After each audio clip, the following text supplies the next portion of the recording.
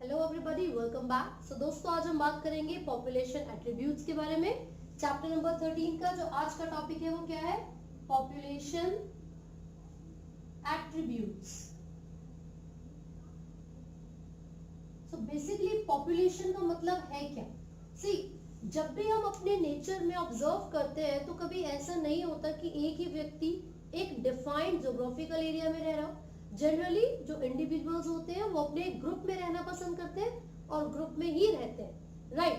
तो जब भी बहुत सारे ऑर्गेनिजम्स एक ग्रुप में रहते हैं, एक वेल डिफाइंड ज्योग्राफिकल एरिया को शेयर करेंगे, सिमिलर फूड रिसोर्सेज को शेयर करेंगे, रिप्रोड्यूस करने के लिए एक दूसरे के साथ कंपीट करेंगे, तो उन सभी ऑर्गेनिजम्स के ग्रुप को पॉपुलेशन कहा जाता है। तो इसका मतलब ये हुआ, पॉपुलेशन ऐसे ऑर्गेनिजम्स का ग्रुप है जो कि एक वेल डिफाइंड ज्योग्राफिकल एरिया को शेयर करते हैं, साथ ही साथ कंपीट करते हैं एक दूसरे के साथ फूड के लिए और इंटरब्रीडिंग करने के लिए, राइट? तो इंटरब्रीडिंग तो एक तरीके से सेक्सुअल रिप्रोडक्शन के लिए मैं यहाँ पर बोल रही हूँ।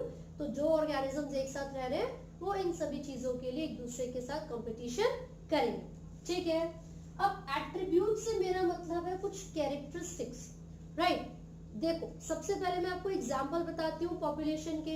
आप कोई एग्जांपल ले सकते हो किसी भी कल्चर में जो बैक्टीरिया की ग्रोथ हो रही है ना? बहुत सारे बैक्टीरिया इस कल्चर के अंदर ग्रो कर रहे हैं, वो क्या है? वो एक पॉपुलेशन है, राइट? दूसरा एग्जांपल आप यहाँ पर ले सकते हो रैट्स। बहुत सारे चूहे एक अबैंडोन में प्रेजेंट है। रैट्स फाउंड इन एन अबैंडोन, ठीक है? जैसे कि पूरा मैदान है, उसमें बहुत सारे चूहे हैं, बहुत सारे या कोई दूसरे एनिमल्स हैं जो एक साथ रह रहे हैं, या फिर इसके अलावा किसी भी तालाब में लोटस के प्लांट्स हैं, ठीक है? Lotus in the pond. तो ये सब क्या है? ये जो लोटस है, ये सारे प्लांट्स ये उस तालाब की एक पॉपुलेशन को रिप्रेजेंट कर रहे हैं, है ना? ये जो बैक्टीरिया है इस कल्चर की एक पॉपुलेशन को रिप्रेजेंट कर रहे हैं। जो क्लेमाइडोमोनास होते हैं पॉन्ड के अंदर, वो उसकी एक पॉपुलेशन है, राइट? क्यों? क्योंकि ये सभी ऑर्गेनिजम्स, ये सभी इंडिविजुअल्स ग्रुप में रह रहे हैं और एक ही वेल डिफाइंड ज्योग्राफिकल एरिया को शेयर कर रहे हैं। तो ये तो हमने क्या बोला, एग्जांपल्स अभी देख लिए पॉपुलेशन के। अब ये इकोलॉजी में क्यों हम पढ़ रहे हैं? क्योंकि पॉपुलेशन इकोलॉजी बहुत ही इंपॉर्टेंट ब्रांच है बायोलॉजी की या फिर साइंस की, जो कि जेनेटिक्स को और इवोल्यूशन को लिंक करती है इकोलॉजी के साथ, राइट? ये आपको याद रखना है। साथ ही साथ जब मैं एक सिंपल एक इंडिविजुअल के बारे में बात करूंगी, इंडिविजुअल, तो इसके लिए हम एक टर्म यूज करते हैं, या तो बर्थ या फिर डेथ, है ना? लेकिन जब मैं किसी भी एक पूरी पॉपुलेशन के बारे में बात करूंगी तो मैं सिर्फ बर्थ या सिर्फ डेथ का इस्तेमाल नहीं कर सकती, क्योंकि मैं लार्ज नंबर ऑफ ऑर्गेनिजम्स की बात कर रही हूँ। तो यहाँ पर होता है बर्थ रेट, डेथ रेट, यानी कि कितने समय में, मतलब पर यूनिट टाइम कितने नंबर ऑफ ऑर्गेनिजम्स का जन्म हुआ है, मतलब एडिशन हुई है, या कितने समय में कितने नंबर ऑफ ऑर्गेनिजम्स की डेथ हुई है, तो उसको हम बोलते हैं birth rate and death rate, ठीक है? तो ये आपको याद रखना है। पॉपुलेशन के लिए जो एट्रीब्यूट्स है, जो कैरेक्टरिस्टिक्स है, वो रेट, बर्थ रेट है और डेथ रेट है। इसके लिए मैं आपको कुछ एग्जांपल्स दे देती हूँ जो कि आपके एनसीईआरटी में भी गिवन है।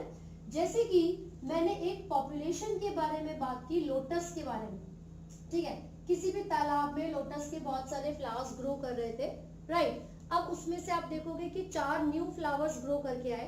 पहले जो टोटल थे वो 20 थे। टोटल कितने थे हमारे पास फ्लावर? वो थे 20, ठीक है? न्यू बर्थ के रिजल्ट पे कितने आए? 4 नए आए। भाई वैसे तो हमारे पास 24 हो गए ना इन टोटल, 20 पहले से थे, उनमें से कुछ रिप्रोड्यूस करेंगे, 4 नए फ्लावर्स आ जाएंगे।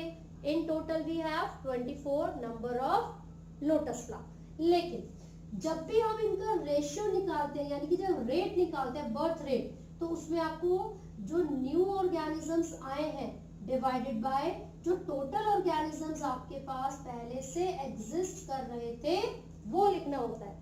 इसका मतलब ये हुआ, बर्थ के बाद 4 नए फ्लावर्स आए हैं और पहले हमारे पास कितने थे? 20। तो जो आपका रेशियो आ जाएगा वो कितना आना चाहिए? 0.2। तो ये हमारा बर्थ रेट निकला, ठीक है? It could be per month, per year, per week, et cetera, right? अब यहाँ पर मैं डेथ रेट के बारे में बात कर रही हूँ, तो आपकी एनसीईआरटी में फ्रूट फ्लाई का एग्जाम्पल दे रखा है।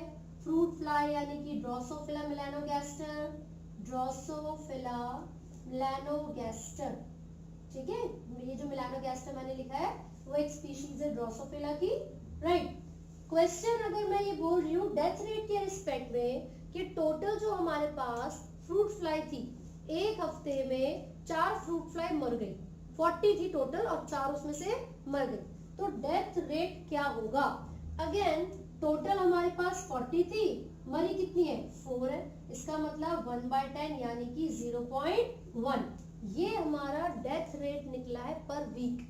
मैंने बोला ना कि हर हफ्ते में इतनी मर रही है, तो इसका मतलब ये जो आपने रेशियो निकाला है यानी कि जो डेथ रेट निकाला है वो पर वीक निकाला है।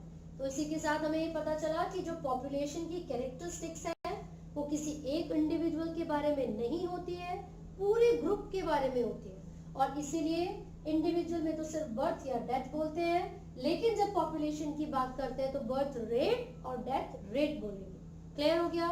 नाउ अगर हम मेल और फीमेल के बारे में बात करेंगे, so an individual could be a male और अ फीमेल, राइट। लेकिन एक पॉपुलेशन की जब हम बात करते हैं तो उसमें हम सेक्स रेशियो की बात करेंगे। किसकी बात करते हैं, सेक्स रेशियो की बात करते हैं। ये सब फैक्टर्स मैं पॉपुलेशन के रिस्पेक्ट में आपको समझा रही हूँ। तो यहाँ पर मैंने बोला कि सेक्स रेशियो निकालना है एक पॉपुलेशन का। What does it mean, it means कितने परसेंट मेल है उस पूरी पॉपुलेशन में और कितने परसेंट फीमेल। लेट्स से किसी भी पॉपुलेशन में 60% मेल है और 40% फीमेल, तो ये किसी भी एक पॉपुलेशन का सेक्स रेशियो होगा 60/40 यानी कि 3/2। ये रेशियो हमने निकाल लिया किसी भी एक पॉपुलेशन का। ठीक हो गया, समझ में आया। आगे देखो, अब जब भी हम पॉपुलेशन साइज के बारे में बात करते हैं या पॉपुलेशन को अगर बहुत सारे ऑर्गेनिज्म उसमें प्रेजेंट है तो हम क्या करते हैं, काउंट करते हैं सिंपली कि इधर 10 लोग हैं उधर 15 लोग हैं, इधर 10 रैट है उधर 15 रैट है। लेकिन if there is a large population तो क्या वो हमारे लिए पॉसिबल होगा कि एक एक ऑर्गेनिज्म को काउंट करें। अगर मैं बैक्टीरिया के कल्चर की बात करूं तो एक कल्चर में हमने बैक्टीरिया की कॉलोनीज को ग्रो करवाया, right, but it is not easy for us to count each single bacteria. नहीं काउंट कर सकते तो हम उनकी कॉलोनी को काउंट कर लेते हैं, वो हमारे लिए ज्यादा कन्वीनियंट होता है, राइट। अब इसके अलावा एक एग्जांपल मैं आपको बताऊं तो जो साइबेरियन क्रेन्स होती हैं जो हर साल भरतपुर सेंचुरी में जाके माइग्रेट करती हैं, उनका नंबर बहुत कम हो सकता है, इसको it could be less than 10, है ना। तो जो नंबर ऑफ ऑर्गेनिजम्स है यानी कि जो पॉपुलेशन का साइज है वो अलग अलग हो सकता है, वो वेरी कर सकता है। जैसे कि मैंने आपको अभी बताया था कि जो साइबेरियन बर्ड्स हैं, क्रेन्स हैं, साइबेरियन क्रेन्स, इनका जो नंबर है it could be less than 10 जो कि भरतपुर सेंचुरी में माइग्रेट करके आती हैं। लेकिन जब हम क्लेमाइडोमोनास की बात करते हैं तो आप देखोगे वो मिलियंस ऑफ नंबर में हो सकते हैं, है ना। तो जो क्लेमाइडोमोनास है उनका नंबर काफी ज्यादा हो सकता है किसी भी एक पॉन्ड में यानी कि तालाब में, राइट। तो अगर हम काउंट करने बैठे क्लेमाइडोमोनास को, so will it be easy for us? No. तो इसीलिए मैं बोल रही हूँ कि पॉपुलेशन के साइज को जब हम मेजर करते हैं तो जरूरी नहीं है कि उसको नंबर के आधार पर ही मेजर किया जाए। It could also depend on the density. किसके ऊपर डिपेंड कर सकता है? डेंसिटी के ऊपर। तो यहाँ पर पॉपुलेशन साइज को एक और टर्म दिया गया है जिसको मैंने बोला है population density, and this population density is represented by capital N. ये ठीक हो गया भाई, पॉपुलेशन डेंसिटी को हमने किससे रिप्रेजेंट किया? कैपिटल एन से, ठीक है। अब मैं आपको इनके एग्जांपल्स बताऊंगी। जैसे कि एक एरिया है, किसी भी एक एरिया में 200 पार्थेनियम प्लांट्स है। अब ये पार्थेनियम क्या है? आपको याद होगा चैप्टर नंबर 2 में हमने पढ़ा था कैरेट ग्रास के बारे में। कैरेट ग्रास क्या है? एक पॉलन एलर्जी करवाने वाला एक प्लांट है जो कि कंटामिनेटेड वीट के साथ आ गया था, है ना। मतलब वीट के साथ एज अ कंटामिनेटेड सब्सटेंस आ गया था, ठीक है। तो अगर किसी भी एक एरिया में 200 पार्थेनियम है यानी कि कैरेट ग्रास है और सिर्फ एक ह्यूज बैनियन ट्री है, एक ह्यूज बैनियन ट्री है जिसकी बहुत ही बड़ी कैनोपी है, एक बहुत ही बड़ा सा बैनियन ट्री और बहुत सारे लगभग 200 क्या है पार्थेनियम। तो हम क्या बोलेंगे भाई 200 पार्थेनियम है तो उनकी जो पॉपुलेशन साइज है वो ज्यादा है, लेकिन जो बैनियन ट्री है उसका साइज कम है।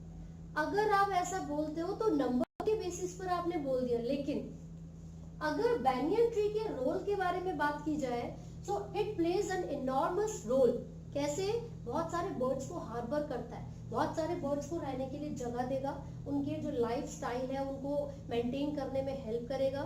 अगर हम यहाँ पर ये बोलेंगे कि सिर्फ एक ही बैनियन ट्री है तो उसका कोई रोल नहीं है, वो किसी भी तरीके से काम का नहीं है, क्योंकि पार्थेनियम तो 200 है नंबर में, तो भैया वो ही ज्यादा है। नो, मैं अगेन फिर से आपको बता रही हूँ कि हम नंबर के बेसिस पर पॉपुलेशन को काउंट नहीं करते हमेशा। अगर नंबर के बेसिस पर करें तो ऑब्वियस सी बात है वो बहुत अच्छा तरीका है, this is the absolute major, ठीक है।